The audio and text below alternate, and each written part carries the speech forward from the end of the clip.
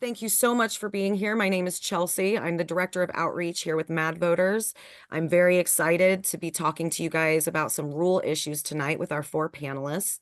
We're going to hop right into it, and we're going to start with some introductions, and I'm going to go in order on my screen. Jennifer, you are first. Please introduce yourself. Hi, folks. I am Jennifer David. I'm running for state rep for District 66.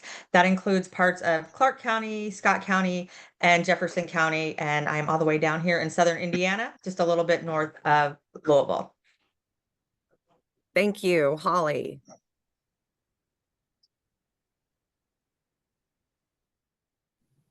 Hi, everyone. My name is Hollie Payton. I am running for state rep for House District 73, which includes Decatur County, Shelby County, Bartholomew County, and Jennings County. Thank you, Holly. Thomas. Good evening. Thanks, Chelsea and Mad, for hosting this. I'm Thomas Horrocks, running for House District 62, which is outer Monroe County, outside of the city of Bloomington mostly, the entirety of Brown County, and then 3 precincts in northern Jackson County. Thank you. And John, please introduce yourself. I'm John Bartlett. There's another John Bartlett in the state house already, but I'm not him. I'm running up in House District 33, which includes a large portion of East Central Indiana, covering Blackford, Jay, Delaware, Randolph, and a bit of Henry County. Interestingly enough, I've lived in 3 out of the 4 of your districts. And have always been more of a rural voter myself. So I'm actually incredibly excited to hear from all of you. I'm sure you're going to bring up issues that are affecting me personally and many of my neighbors.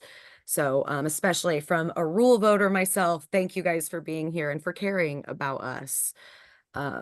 So let's just get started. I know, John, you have some things that you would love to show us. And so I'm going to actually turn it over to John to give us a little bit of some things that he's been working on. Yeah, so give me a second here to get this going. Okay, so I did some PowerPoint slides here. So when we're talking about rural issues, dealing with our rural areas in Indiana, I divvy them into a couple different paths, although they're very, very closely related. So first of all, we're going to talk about the ag issues. In case you didn't know things about ag in Indiana, ag production constitutes about 1/10 of the state's total GDP, about $35 billion of the state's total $353 billion a year. We have about 56,000 ag operations in Indiana, which average 264 acres. Okay, remember that number, 264 acres. Okay, we'll come back to that in a second. And there are about 190,000 ag workers. Those are people that are directly involved in the production of our food and other ag products. Forestry, some other things like that. About 80% of Indiana's land is used for agriculture, and we have about 6 of 10 ag workers are directly in the production of corn, soybeans, wheat, and hogs. Okay, so now the things that are bad in ag. So if you are solely in agriculture, it takes about 1,000 acres per household just to break even. Okay, so there are 640 acres in a square mile. So that's just under 2 square miles just to break even. And to get to the full 2 square miles, you'd be making a little bit of money. So so I can move you guys over there. There you go. Okay, so here's what I was saying. So ag production, 264 acres. Okay, this is the average size of an ag operation. And then when I was saying 1,000 acres, you got nearly 2 square miles per household just to break even. Okay, so when you're talking 264 acres is the average farm size. Most workers are not most farms are not where that is their sole means of income. They have another thing. They have a factory job or do something else. And something else that's bad is that we've got tons of new agriculture technology that needs the internet, such as the harvesters, the combines that go out and harvest the grains. They are all, and the planters are all set up on GPS systems now, and they need some type of internet infrastructure, plus doing all of your online bookkeeping and everything. And that rural internet infrastructure does not exist. We're starting to cover it. There's money to cover it, but we're not really doing it right at this point. And then the really ugly in agriculture. So while production has soared, we've gotten hybrids where let's say like the ears of corn are longer to give you more grain per ears of corn. We can plant them closer together, and we could get our yields way up. Even though production has soared, the prices have not risen to meet inflation. And this creates a big issue because they're not getting the money that they should be getting. But the biggest existential threat to agriculture and as a living are the corporate monopolies, which have taken over all of agriculture's the markets that a family farmer has to deal in. For instance, there are 3 seed companies that control 75% of the seed that they can buy. They have 4 companies that control 75% of the meat markets that they can sell their beef, their pork, their poultry in. And this is astounding. There are 4 companies that control 90% of who buys their grain. And what this has led to is that there's price fixing on a grand scale. That there's price fixing by these corporations. So they control on the purchasing side what the farmer has to purchase. They can just make a high price and cause him to have to pay a high price. And on the selling side, there's no competition. They have to accept whatever price that the meat and grain markets want to give them. So basically, the family farmer, the small farmers, have to take that hit. Those are the issues with ag. Small town issues, and a lot of these are very closely related. You're going to see. So first of all, the GDP growth rate of Indiana has been 0.5% behind the national average since 2008. Basically, we've never come out of the Great Recession of 2008. We're still living through that. Okay, 50% of our population growth has been in Marion, Hamilton, and Hendricks counties. If you add the 3 other Indy metro counties, and Allen County, which is Fort Wayne, Clark County, which Jennifer, you're in, that's down near Louisville, and Tippecanoe County, which is Lafayette, that constitutes 97% of our GDP growth. I'm sorry, of our population growth. 97% of our population growth. And what this has led to also is that the 5 Indy metro areas or counties, they have 38% of all that GDP growth, which we're all behind anyway. And so that makes it even worse in rural areas. So we are not growing economically. And then the other big thing is the property taxes have outpaced the incomes, such that home ownership out in the rural counties is greatly threatened. Those property taxes, that is really what I hear everybody talking about. Doesn't matter if they're Democrat or Republican, that is definitely the buzzword. Yeah, exactly. And we'll get into property taxes here shortly. Property taxes are not a simple thing. Yeah. So before we move on, I would like to ask, because you brought up like the internet being a really huge issue. I'd like to know from you other panelists, are you hearing this from your rural voters? Is this still a big issue by you? I personally, in Clark County, we have pretty good internet, but I don't even have to ask people in Scott County. When I go there, I have problems right away. As far as on my phone. So, if you can't even make a phone call or a text message to go through, you're definitely not getting, information that you have to watch in real time. And that is really an issue as far as people having access to information. It's just an informational desert especially when you're in between, Chicago or, Indianapolis. I don't know as much about that area, but here between Southern Indiana and up to Columbus, once you hit about Scottsburg, there's just not as much access to information, and then not having the infrastructure that you need just makes it even harder, which is, why we need to really be reaching out to rural voters. Now, Beth said in the chat, it's more expensive in rural areas, she believes. Is that something that you guys have had to face? Now, I'm rural, but I have not been rural enough to really be affected too much by internet where I am.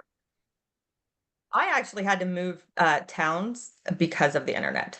I moved from Indianapolis to Southern Indiana 7 years ago, and originally I settled in Henryville, which strangely enough, I attended a meeting there yesterday where the town is hoping to incorporate, and it's because of some of these issues. But anyways, I run a business that we have to have access to the internet for billing purposes and just to run our business. And if there is an internet run there, or places might come out and do that, but it's costs you as the homeowner thousands and thousands of dollars. So I actually ended up moving to Charlestown, which is a wonderful thing, but that is one of the big issues out, especially if you're a small business owner, in rural, whether you're a farmer, you probably need internet, as well to do some of your work. I'm not hearing much of it at the doors. The main thing that I'm hearing at the doors in rural is property taxes, but that doesn't mean that it's not a real thing. I was looking a little bit earlier, and Purdue has a rural Indiana stats website that says 22% of Indiana is what they call high digital distress, which means that there is not a whole lot. And you can actually go in and you can look at it by county. You can look at it by census tracts, and it will tell you how many people only have access through their mobile phones, how many people only don't have any internet access at all. And as you might imagine, right, the biggest digital deserts are largely in rural areas. So people aren't saying I don't have internet when I get to the door, but when you look at the map, we know that that's still a major issue. And for me, I'm experiencing internet problems right now as we're doing this Zoom. I mean, my internet has cut out a few times. So my district is prime example of where this falls in. So yeah, thank you so much for bringing this up, because like I said, I've already experienced this a couple of times just during the short amount of time we've been on this Zoom. Yeah, I think it's important for people to know that those digital deserts, that means a very real lack of information for a lot of people of all ages. We're talking about even kids who may have to do class from home on occasion. How is that going to happen, really? So thinking of all these students during COVID and the work that they had to do. That is my husband somehow joined on here. I have no idea why. It's weird. That picked up. I don't know. Sorry. Put that out. Now I lost my train of thought. Somebody else's turn. Well, so out here where I live, out in the middle of the cornfields of Blackford County, I can tell you that first of all, the stuff we're getting from the money we're getting from federal government that's coming in, starting to trickle in now, that we're getting to upgrade our rural broadband. See, I work in IT, so I've got big opinions on broadband. But so when we first moved out here 15 years ago, I live on my grandparents' farm. When we first moved out here 15 years ago, we tried out the microwave, which is like I don't want to say a company's name, but so like you have to have line of sight to a tower. and which was great when we first moved out here for a couple months, and then the trees filled in with leaves and cut that line of sight, and so we were done with internet until the fall when the leaves fell off. We had the 4G little MiFis from Verizon or AT&T or whoever, and they limit your data on the 4G. And then we went to satellite with HughesNet. Well, HughesNet limited you to enough data for a YouTube video at the time. And then they went to later, they came back and they said, oh yeah, we'll give you unlimited, but it was unlimited. So you got like 30 gigs of data at a time. And finally, somebody came through and was buying bulk data and resold bulk data to us at quote unquote unlimited. But the thing is that you got, so then we could finally have 4G unlimited data, but we relied on him to pay his bills, which he didn't. And then that that kept cutting us off. So finally we have like 2 bars of 5G here now. And so I could get a little tower and run 5G through my house, and it's unlimited. But the problem with cellular data, they're going to upgrade that tower over there every 4 to 5 years. And when they upgrade that tower, well, then your equipment has to change, and it's just continual cost, and it's not sustainable.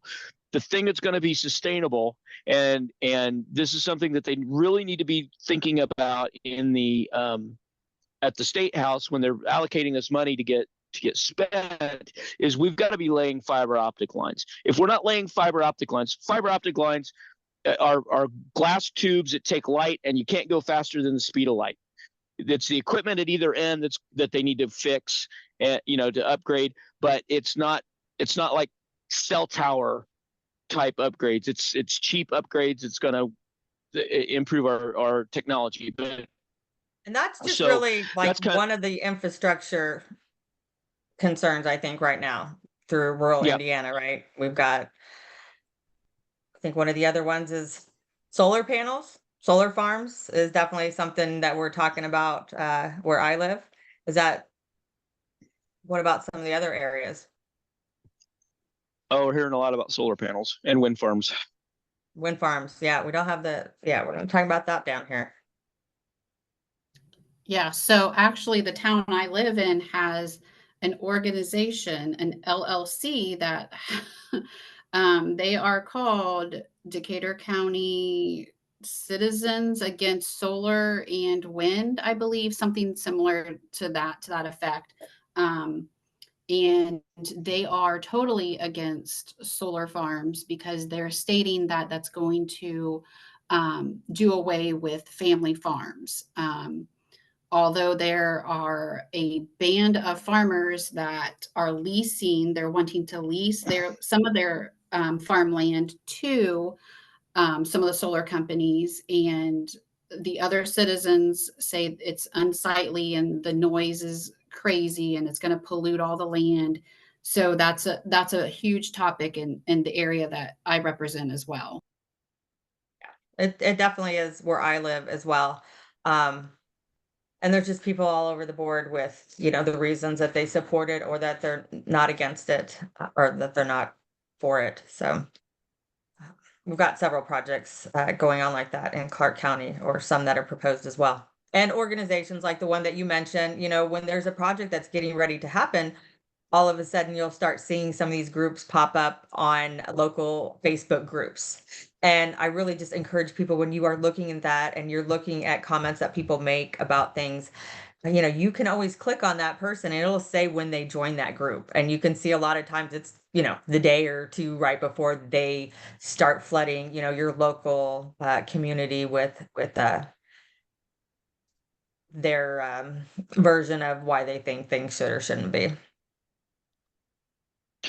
Yeah, one thing that with the solar and wind things that they keep coming in and saying, that they don't want it here. It's like the thing I go back to all the time is that, okay, so you want it kept for farms. I got it.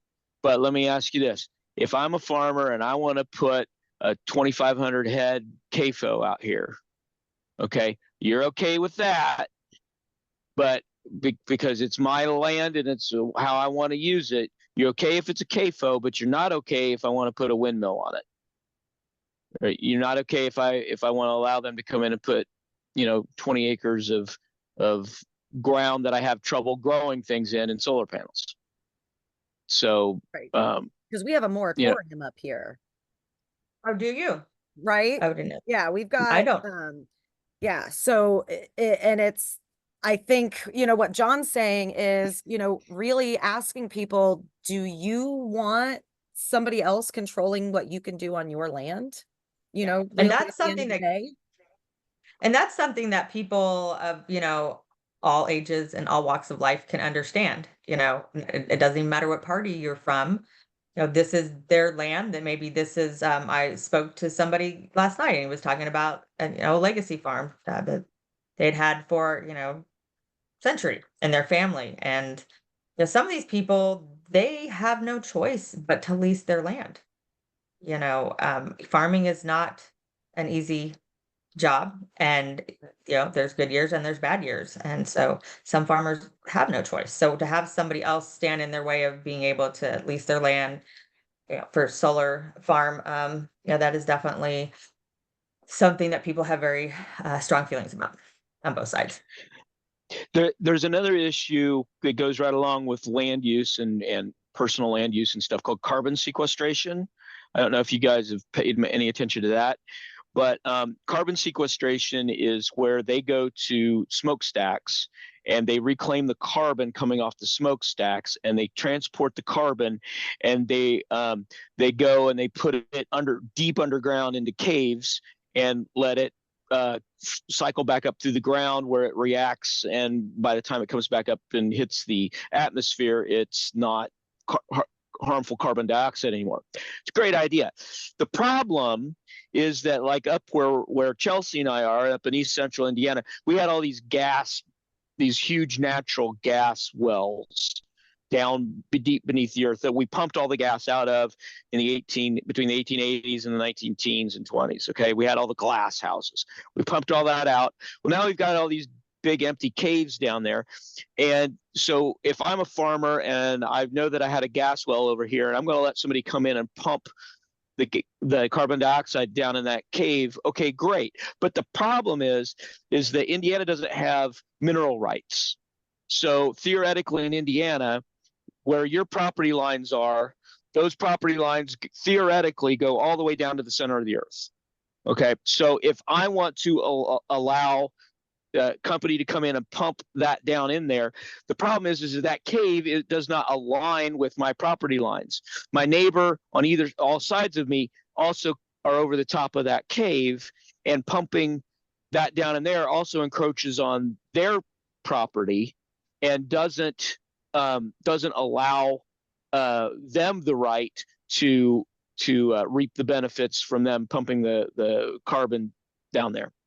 So that was a big thing a couple of years ago. I know I saw it in the stuff we've been sharing in the rural group there. So, but that's just another thing. Okay. John, do you have a couple more pictures to show us? I got two more slides.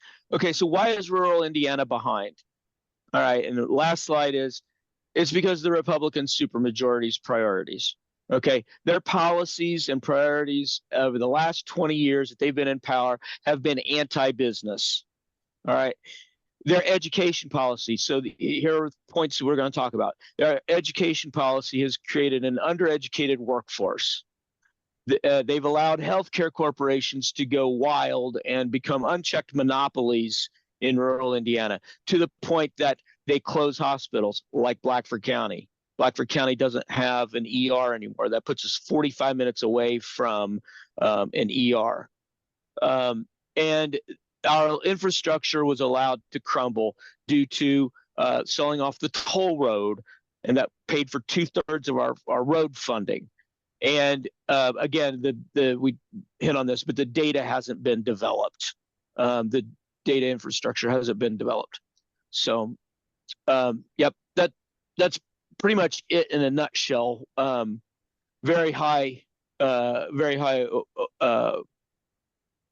view of what's going on here. So that can bring us into the other talking points we need to talk about. I'd like to know from you guys as far as healthcare, because that's like a really, really big thing right now. We have some locations in our state currently where it takes an hour and a half to receive prenatal care. And as somebody who has had children before, an hour and a half to deliver one of my children would have ended with both of us leaving this earth because of high blood pressure. And I mean, high blood pressure, that can take you from 0 to 100 very, very quickly and put you in a dire situation. So I would like to know from the rest of you, like, how is that in your area? How are the healthcare options? How far do your constituents have to drive to get healthcare? Well, I know where I live in Clark County. Before I moved here, one of the community hospitals had closed up. And I was actually speaking with somebody who'd ran for county council where I lived, and he didn't make it through the primary. But honestly, those have been some of the people that I've gotten the best questions from. And so when I asked him about how a state representative could help him, we started talking about hospitals because he's a nurse. And one of the things that he did talk about is how, we just really have two major organizations here. We have Baptist Health and we have Norton. And that really, the thing of having a community hospital, that's a thing of the past. That's, it's just like so many other things that we were talking about at the beginning of this podcast, how, these major corporations have all of that, have taken over, a lot of our services. And then on the flip side of that, a lot have left, especially the more rural areas. I'm lucky because I am very close to Indianapolis, but as you just start moving further away and you end up in Scott County, a lot of people that I've talked to, they actually have specialists that come in maybe once a month, and they have to wait for that appointment for them to come to them. So, and they have to come to them because it's not available there. But they are lucky to at least have that. But how long is that gonna last? If I can throw some data onto that, we know that 17 of the 92 counties in Indiana have no hospital at all, and half of the counties only have one hospital. And one article I was reading said that 6 are at risk of closing in the next 4 to 6 years.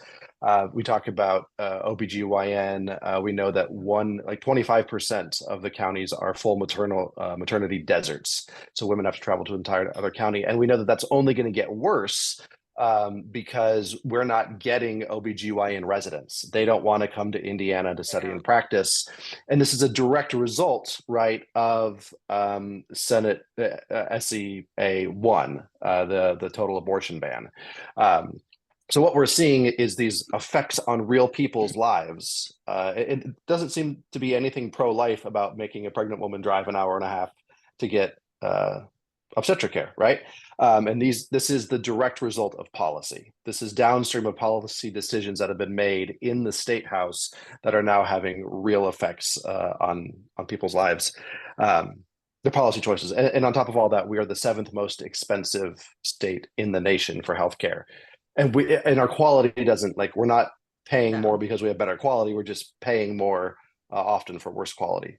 Right. And I want to throw in there on top of your stats that we are the 3rd worst in maternal mortality and the 7th worst in infant mortality. And those numbers will just continue to rise at alarming rates because we are losing our health care. MADVoters did this healthcare issues thing, and we posted it, and I'm telling you, even today we have people commenting on it. Hey, just to let you know, this place closed. Hey, this place is now closed. And so we're going, oh my gosh, we can't even keep up with the closures at this point. Are there numbers as far as when you say 3%, or where we're at, how many children we lose? I mean, to hear numbers is powerful. And it's just crazy to think that in Indiana, because we do have a lot of great things about our state. And I moved to this state. I chose to move to Indiana, like so many other people that I meet. But that may not be the case for a lot of folks these days. Well, so one thing I'm going to say there about that is that just in all of this, with our costs being higher and our quality of care being lower, That's all profit driven by the corporations. Whoa. But that's all profit driven by the corporations that are making us have that, and they're driving us for profit, and we don't have any options. Like what you said, how many hospitals do we have out there? Wow.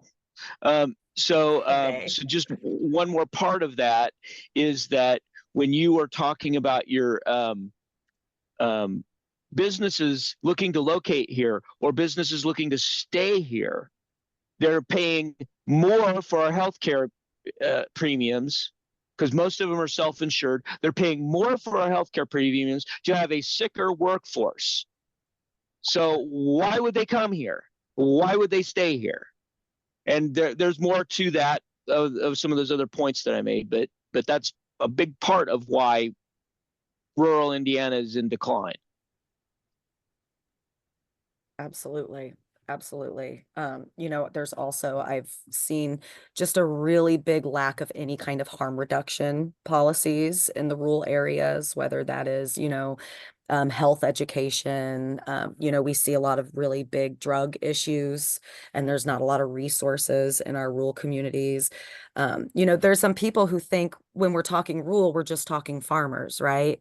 That's not the case. We have these tiny little communities in random places all throughout rural Indiana, and these communities don't have access to resources like the rest of us. And that is a very real problem.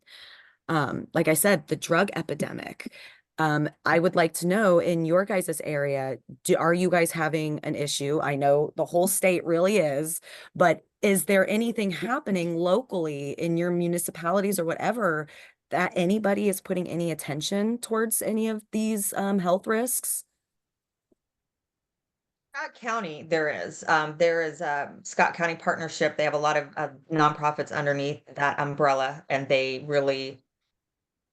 do everything from like working with teenagers, smoking prevention, helping people with accessing health insurance, helping people coming out of being in prison or jail to get health insurance, and food pantries, education. There is a lot of services there, but that is Scott County, and they have had just like the rest of Indiana, they have had a lot of issues with drugs, but that county has been hit very hard that there is a lot of extra programs and money there. But again, they struggle in other areas like, healthcare, education.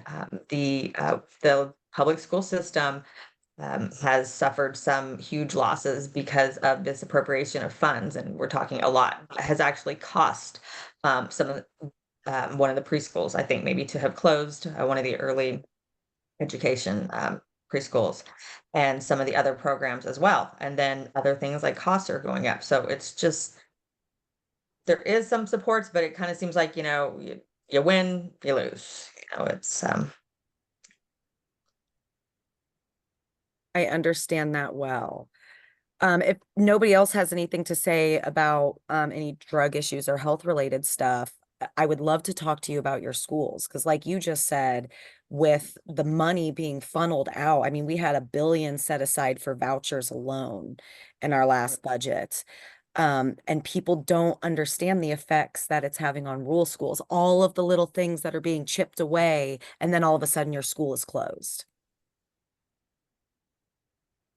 Yeah, I was doing a little bit of research, and I've got the entirety of Brown County in House District 62, and Brown County doesn't have any private schools at all within the county.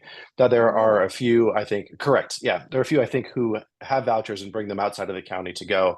But looking at Phil Downs's data for 23-24, Brown County, the economic impact of vouchers was that Brown County paid $487,000 into the voucher program without having any schools in the county that gets that. Monroe County school system has a few private schools, but the economic impact to Monroe County, which Bloomington is pretty urban, but around it, my district is pretty rural. Monroe County paid $1.6 million, right off the top into vouchers. And so we know that essentially our rural school districts that are already struggling with decreasing enrollment are subsidizing the rich families in Marion County and Allen County and some of these other places. Like it's welfare for the rich. These families that are making now, I think it's $220,000, you can still qualify without ever having attended a failing school. So they continue to chip away at the requirements to get in. It's become nearly universal. And now our already struggling school districts in rural counties are actually footing the bill to the tune of $500,000, $1 million, $2 million that we're sending to rich families in private schools. Yes, 220,000 is the number, and that is for a family of 4. That's a lot of money in Indiana. The voucher system just continues to create a bigger divide between the haves and the have-nots. And as somebody, I work with individuals and families with developmental disabilities, and they are one of the groups I think that end up being most affected because they are the ones that left. Another private schools don't have to offer the same things that public schools do. So you have the kids that maybe aren't the best learners, that learn in a different way, that are maybe a little bit behind, or you have students that this is not, English is not their first language and they're still learning. And it just continues also to perpetuate poverty. That and the new high school diplomas or whatever that they're coming out with. It's just, yeah. And we're not going to dig ourselves out of this hole if we continue to strip away money from the folks, the communities, the people that need it. Right. And I'd like to point out that they are looking to expand the voucher program even more. And homeschoolers they're trying to make it so that homeschoolers can get their hands in that pot. And I am a homeschooler. I'm a huge supporter of public schools, but I am a homeschooler. I support. Because our schools were not capable of serving my child. Well, Muncie Community Schools has its own set of yeah, whole absolutely. set of issues. Yes, absolutely. Yeah, we Muncie schools are currently under control of Ball State University. It was a very similar situation up in Gary, which Gary just got control of their schools back. And so that is something that our community would like to do, is have control of our schools back so that we can have school boards and, How does that work? It's just something that the It sounds like it doesn't work. Yeah, it I doesn't. mean, the state goes to the universities basically, and the universities take over. And is there any options? Like, so the state just says, would you like to take over? Yes, you can. I mean, is there any basically approval process? Can you do this better than us? I mean, and the answer is no. And I'm a supporter of homeschools. I mean, I've known people my whole life, especially people in churches that I've gone to, and they have had a lot of support. And that's always just been part of being a home schooler. Like, they're able to, access different types of resources in different ways, which can be a plus for homeschoolers. Yes. Well, I mean, you've got homeschoolers that do it on purpose, but when we're talking about losing schools, especially in that's a rural different areas, we're going to be talking about people homeschooling not by choice, not having the education to homeschool, not having the resources to homeschool, not having the internet access to homeschool. So like this is a problem. Unfortunately, when we're talking about homeschooling not by choice, we're looking at a lot of cases of neglect, whether that's educational neglect or whatever. So, I mean, this is another problem that we need to be looking at. And as much as it's not our business how people choose to school their children, it is our business when children are being pushed out of a system on purpose and then being neglected by that system. And that's just a whole nother issue that we haven't talked about, and that's mental health. I mean, for a family, we know how hard it was on families during, COVID, being isolated away from people, not having access to certain things, to education, and that's just got to add compound onto that as well. A couple things to say about education. First of all, I think our party is very fortunate to have Jennifer McCormick at the top of the ticket. There is no one I know of who is more who's more knowledgeable on the state of education in Indiana and everything that's going on with it than she is. Something she talked about a couple years ago was for homeschoolers, okay, and I don't know if this was in Indiana or if this was in another state, but she was talking about the credit card that they give to people so that they can go buy school supplies and pay for their books and things that they give to homeschoolers.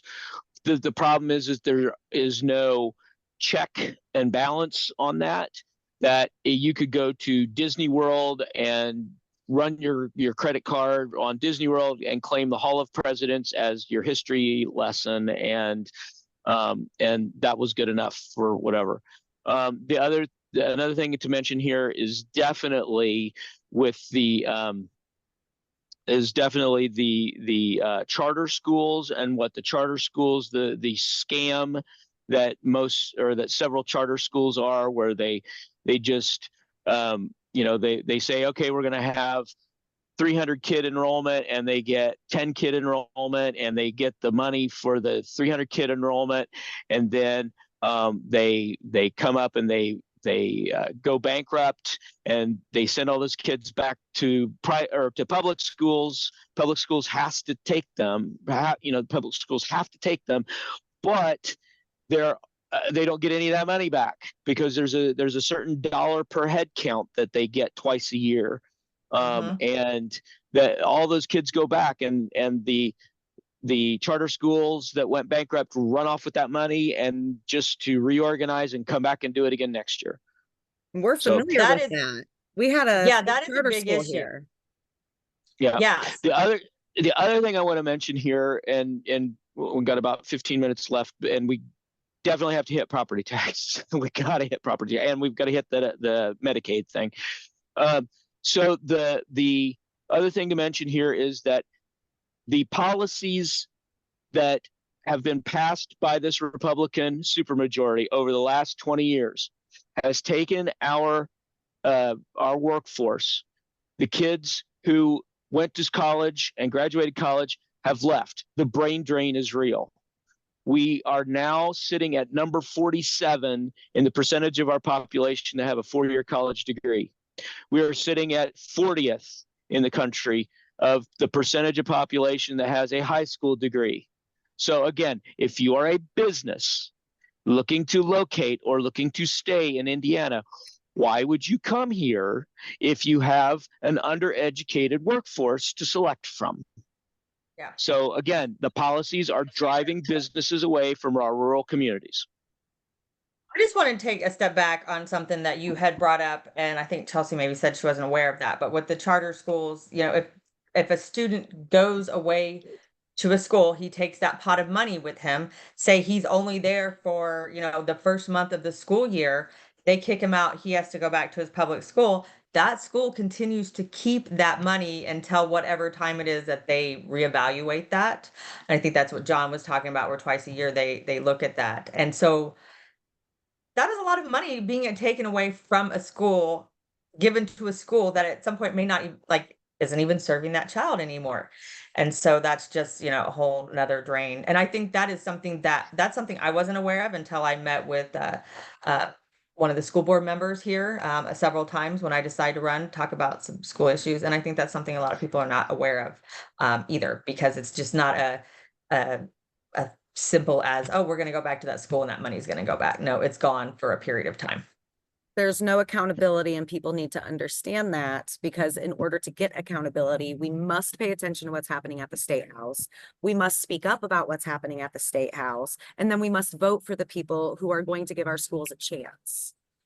That accountability funnels right into what John was talking about with Medicaid. I have worked with Medicaid waiver programs with Medicaid for 20 plus years in the state of Indiana, and there's just no oversight. I mean, there's just no oversight with a lot of things where our dollars go in this state that really affect our quality of life. We want to talk about Medicaid? Well, let's go for it. Medicaid, that's a good segue. Thank you, Jennifer. Why I'm running. Yeah, so I hope that people have heard about the $1 billion screw up that the state made in the budget underfunding Medicaid. And so for this year, they dipped into the budget surplus of $6 billion and pulled that money out and paid for it, but they don't really like doing that. So they're trying to find out new ways of funding that. And I don't know if it was a mistake. I don't know if but in a legislative update that my opponent and our senator from the region, our state senator from the region, they were talking about, they're blaming all of this on nursing homes, the cost of nursing homes going up. Well, yes, the cost of nursing homes is going up, but that's because goes back to the corporate monopolies that are taking over, because now they've bought up the nursing homes and they're trying to drive profits out of the nursing homes, so they're boosting the costs. So what my opponent and our state senator proposed to do, or have proposed to do, and they're going to bring up legislation next year to do this, is they want to go in and they want to eliminate what is called the living trust. A living trust is what you can put your property into, and as long as it's there for 5 years, the nursing homes can't touch it once you go in the nursing home. Otherwise, the nursing homes take your property, your estate, they go through that, and then you go on Medicaid. If it's in a living trust, they can't do that. You just go straight to Medicaid. And what they're trying to— Medicare? Medicaid. Okay. So what they're talking about doing is they want to eliminate the living trust, so you go straight so that you don't have that shelter for your estate, and they just take your property and your estate. Well, the thing about it is that here for rural communities, for rural people, what is a family farmer supposed to do? I mean, I live here on my grandparents' farm. I'm running to represent the area that my family moved here in the 1830s, and we've lived here for almost 200 years. Now, not all that land's ours, but some people still own what my great-great-great-grandfather owned. Okay, what is supposed to be for that? If they go in the nursing home, they lose the property that's been in that has been in the hands of 5 generations. I mean, I don't think this is well thought through. Well, that's what Indiana does, though. They go after our most vulnerable people. And I think myself and my friend Hollie know firsthand a group of people that the state has really targeted with their big mess up with Medicaid. Right, Hollie?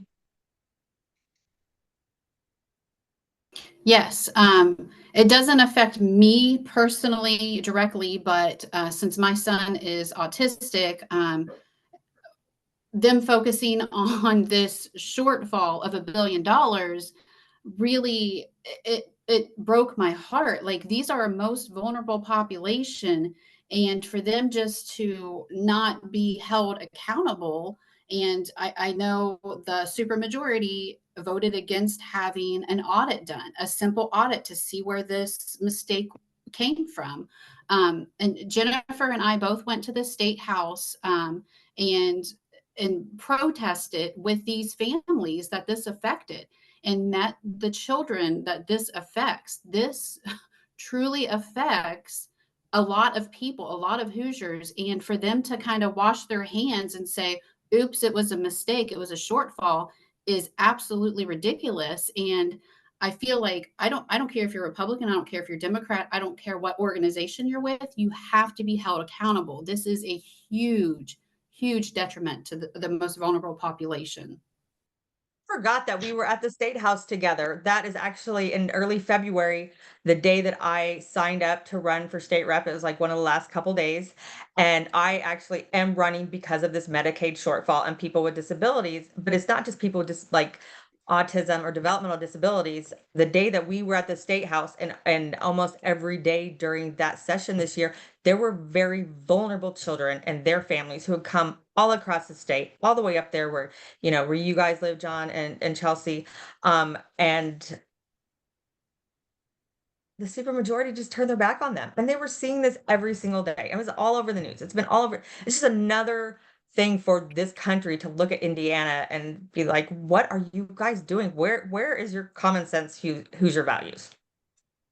Yeah, we Don't tend you to be wish at we the had an forefront. attorney general who would do his job and enforce like antitrust laws instead of going after 10-year-old rape victims? Well, when we elect Destiny Wells as our next attorney general, then we will have somebody that's going to stand up for Hoosier families. Absolutely. And I know that there's a couple topics that we want to hit on. So I'm going to actually, with that being said about our attorney general and his views, I'm actually going to ask Hollie, because I know, Hollie, this is super important to you, women's rights. And let me be clear, we have looked at the results of polling. Women's rights and abortion care is still a very big top issue for Hoosiers. No matter which way you swing it, Hoosiers want access. And the most powerful messaging behind this is to talk about how it should be a private decision between a medical professional and a woman whose body is, or a person whose body is affected by it. I just want to put that out there because I know we're talking rural issues and some people will go, wait a second, rural Indiana and abortion rights or women's health care, but it is for real. People truly care. Yeah, Chelsea, thank you so much for bringing that up. You said that perfectly. So women's rights is, I'm running on three things: women's rights, disability rights, and housing inequality, because I see those three things really affect my district. And with women's rights, we have a huge right to life organization here. And that is completely fine. Everyone is allowed to their opinions, their beliefs. When I talk to people in my district about women's rights, that means everything from abortion, abortion rights. So that is simple medical health care. That's all that is. It's not killing babies. It's not everything that we hear in a lot of times we hear in these rural areas. It is simply medical care, right? And I talk about the pay gap between men and women, right? I talk about women being free from domestic violence, and that hits home to a lot of people. I do not care where you live. You can live in the city, you can live in the most little tiny rural area. Domestic violence does not discriminate. And it doesn't matter who you are either, not just where you live, but myself as a survivor of domestic violence, you know, it's just one of those things we don't talk about enough at all. Right. Exactly. And so I feel like women's rights encompasses all those things. So if we are free to talk about, if we are more apt to talk about domestic violence in a rural setting, why can't we talk about abortion rights in a rural setting? It is basic health care. The women's life could be on the line, or it could just be her decision, right? I've had some major medical operations myself. I've had a pancreas transplant. I've had brain surgery. Like, I've had a lot of things done to myself, and I would feel absolutely horrific. Like, it would be the most horrific situation if state legislators came into my hospital room and determined if I was right to have a pancreas transplant at the time, right? Like, it's just asinine thinking that we can't say the word abortion, that it means one thing. It is a medical procedure, and I feel like it needs to be talked about still. Yeah, in a lot of cases, it could be a life-saving procedure for, you know, for the mother, and that is, yeah. Yes, these are very real concerns. And when we're speaking in a rural manner as well, we know that women don't have the same resources. You know, there aren't women's shelters in these rural areas usually. Those are more in urban areas. As somebody who grew up in and out of women's shelters, I'm very aware of the realities of and the need for these. And it is not something that is available in rural areas. So thank you, Hollie. Something else that I know is very important, and I know we only have so many minutes left, and Thomas, I know that you especially are very passionate about talking about these regressive tax policies that we're dealing with here in Indiana. Yeah, so I think one of the elephants in the room, we talk about education needs more funding. We talk about infrastructure needs more investment in rural areas. And I think a question that will rightly come up is, well, who pays for this, right? We know that we need it. I think we can't talk about it in terms of cost. We have to talk about it in terms of investment. Um, but I think some of that becomes a little bit clearer when you realize that Indiana is like fifth in terms of most regressive tax policy. We had like the lowest 20% of income earners in Indiana are paying 13.3% of their income into taxes. And the top 1% is only paying 6.2%, right? So we have this inverted tax structure. And nobody wants to talk about higher taxes, but we have a tax structure that really is regressive. And we also have, after the last budgeting session, there was a $4 billion surplus, right? So it's not as though the resources don't exist in the state. And I think this is where the conversation has to be. These are policy choices that are being made by the supermajority in terms of who we're going to take care of.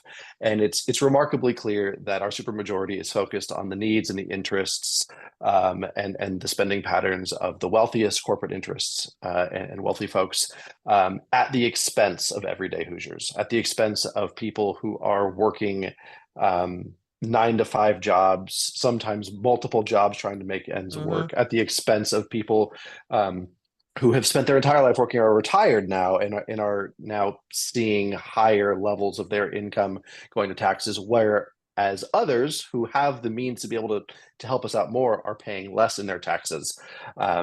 And I think we just have to have a talk about, we understand that taxation isn't bad, right? It's how we as a society fund our values. But who pays what and who pays how much, I think, is something that we have to really sit down and talk about so that we can make the right strategic investments for long-term growth.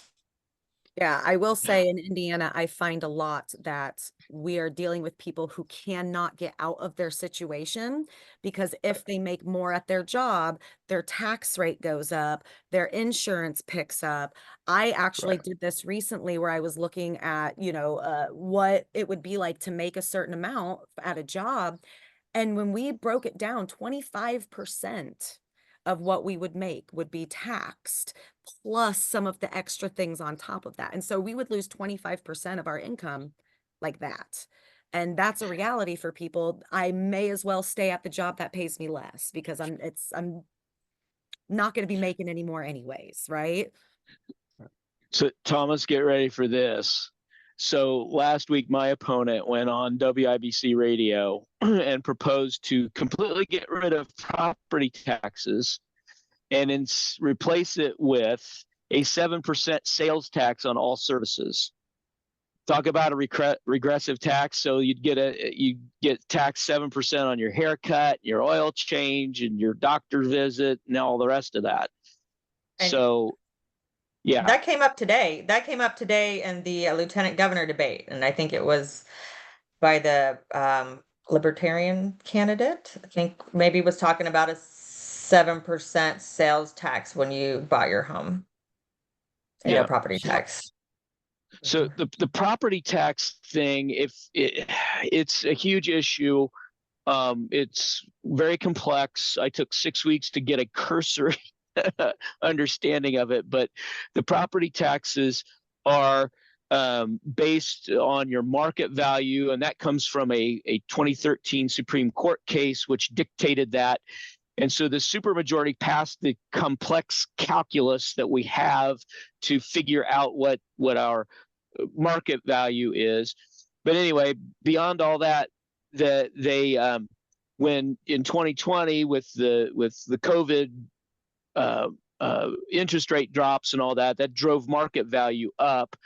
And so the big issue right now is that we saw, or everybody saw, that property taxes were going up. The Democrats in the House offered a couple bills in 23 and in 24 that got tabled in House or in committee, never saw the light of day, to basically to give some relief while we fix the calculus. Okay. So and the marginal things that were done to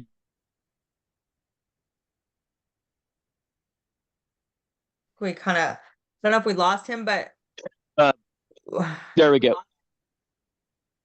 Okay, there we go. Okay. So basically all of that happened, and then and so now you have the Braun plan, which is heavily based on the it's heavily based on homesteads, and there are a couple issues here. So it's heavily based on homesteads. The homestead that they would give is like really weighted toward houses worth more than $250,000. If you have a house that's worth more than $250,000, you would get like a $940 tax cut on your property taxes. If you have $125,000 or less house, you would get a $15 tax cut. And then you go to, and then you go into, I love Chelsea's expression. They can keep that so then, $15, okay? it makes really. about as much. It makes about as much sense as the Duke, hike that they're trying to make there. Right. And then, but then it does nothing. It doesn't address what happens to local governments and schools, what it does to them. Well, the economists are looking at it, and they're saying like the urban counties would lose about 10% of their revenue. And while the rural counties would lose about 30% of their revenue. And so where are they going to make that up? Well, they'll push the 2% and the 3% tax caps. So that you're talking your rental homes, you're talking your farm ground, and you're talking your business properties. We get pushed up to the maximums. So if you're renting, you're going to be paying your landlord that much more because he's going to pass that property tax cost off onto you. Your farmers are going to be paying more. Your businesses are going to be paying more. These are issues with the Braun plan that are just insane. Right. So. And like John said, all the tax talk, it goes deep. It's complicated. I absolutely encourage people to reach out to any of our panelists and talk more about these things. Excuse me. I really appreciate you guys being here tonight. I appreciate all of the answers and the conversation. Thank you again for sharing. I think that I think maybe it was Thomas who said this kind of at the beginning, that we have people at the top of our system living in welfare. What I tell people is we have people at the top who are living in socialism while the rest of us are fighting it out in capitalism. And so how is that fair? They know that they don't have to worry about anything while the rest of us, especially those of us living in areas where we have very vulnerable populations with no resources, we are struggling. And so what do? We talk.